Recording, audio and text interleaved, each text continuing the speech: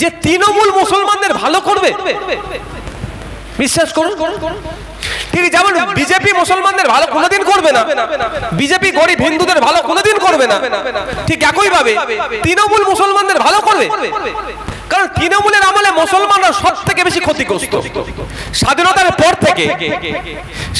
পর থেকে পশ্চিমবাংলায় অনেক শাসন করে গিয়েছে, কিন্তু সব থেকে বেশি ক্ষতিগ্রস্ত, সব থেকে বেশি ধ্বংস হয়েছে তৃণমূলের আমলে। আমি দায়িত্ব নিয়ে দেখিয়ে দিতে পারি। এই মুহূর্তে পশ্চিমবাংলার জেলগুলিতে 25,000-এর মতো কায়েদি আছে, 3,000 আছে ফরেনার বিদেশি লোক, 22,000 পশ্চিমবাংলা বা অন্য রাজ্যের নাগরিক, ভিন্ন রাজ্যেরও যারা ক্রাইম করে। তার মধ্যে কম করে 15,000 পশ্চিমবাংলার মুসলমান। ওই 15,000-এর মধ্যে আমি আপনাদের বলতে পারি 10,000 নির্দোষ মুসলমানকে মমতা ব্যানার্জি সরকার ভরে রেখেছে। একটা উদাহরণ দিচ্ছি, আর একটা উদাহরণ দেবো, গায়ে লেগে যেতে পারে। দেবো একটা। 15 বছর শাসন, 14 বছর চলছে, নতুন স্কুল কারো বুথে হলে বলবেন একটা শিক্ষা প্রতিষ্ঠান, কিন্তু আমি বলতে পারি লিগাল ইলিগাল মদের দোকান বুথে বুথে করে দিয়েছে মমতা ব্যানার্জির আমলের সরকারে। তাহলে এরকম অনেক উদাহরণ আছে, সময় স্বল্প, অনেক বকে ফেললাম অন্য একটা বিষয় নিয়ে। তাহলে 15 বা 14 বছরে স্বাধীনতার পর থেকে সব থেকে বেশি ক্ষতিগ্রস্ত মুসলমানরা এই তৃণমূলের আমলে হয়েছে। আর দেশ স্বাধীনের পর থেকে সারা দেশের হিন্দুরা যতটা না ক্ষতিগ্রস্ত হয়েছে 2014 থেকে 2025 11 বছরে বিজেপির আমলে হয়েছে। আমরা তো হয়েছি, আমার হিন্দু ভাইরা হয়েছে বিজেপির আমলে। 294-এর মধ্যে 40টার অধিক মুসলিম বিধায়ক আছে, বিধানসভার মধ্যে দাঁড়িয়ে এটা বললো না রমজান মাসে হিজাব দিয়ে মাথায় টুপি পরে নাটক না করে ফলের দাম যে এমনি সময়ের থেকে 3 থেকে 4 গুণ দাম বেড়ে যায়, শসা ওই সময় 60 টাকা 80 টাকা কিলো হয়ে যায়, আপেল 250 টাকার উপরে কিলো হয়ে যায়, বেদানা প্রায় 300 টাকা কিলো হয়ে যায়, নাশপাতি 300 টাকা কিলো হয়ে যায়, চা ফলমূল অনেক দাম বেড়ে যায়। ওই দামটা কমানো দরকার। বিধানসভার মধ্যে দাঁড়িয়ে কিন্তু কোনো মুসলমান বলতে পারেনি। তৃণমূলের একমাত্র সংযুক্ত মোর্চা তথা আইএসএফের এক বিধায়কই বলেছে, এটা মাথায় রাখবেন।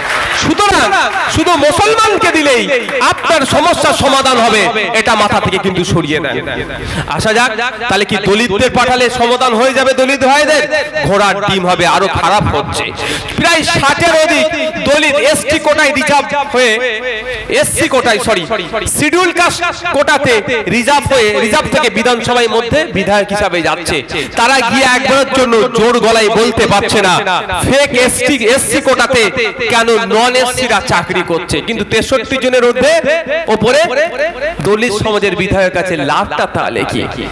আদিবাসী সমাজের বিধায়করা গেলে আদিবাসীদের হয়ে বেশি কথা বলবে, এটাতে আমি অন্তত বিশ্বাস করি না। কারণ এই 4 বছর 294-এর মধ্যে একজন থেকে ওর ভিতরে গিয়ে আইনসভার মধ্যে গিয়ে আমি আদিবাসী সমাজের বিধায়কগুলোকেও দেখে নিয়েছি, তারা তাদের স্বজাতির পক্ষে কতটা কথা বলছে না কতটা চাটুকারিতা করতে ব্যস্ত আছে।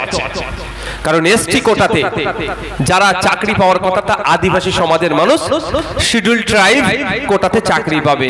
আমার কাছে প্রমাণ আছে, আমি প্রমাণ ছাড়া কথা বলি না, যে যারা এসটি নয় তারাও এসটি কোটায় চাকরি পাচ্ছে। কই আদিবাসী বিধায়কগুলো, দুটো দল মিলিয়ে 18টা মতো বিধায়ক আছে, দাঁড়িয়ে তো চিৎকার করতে পারে।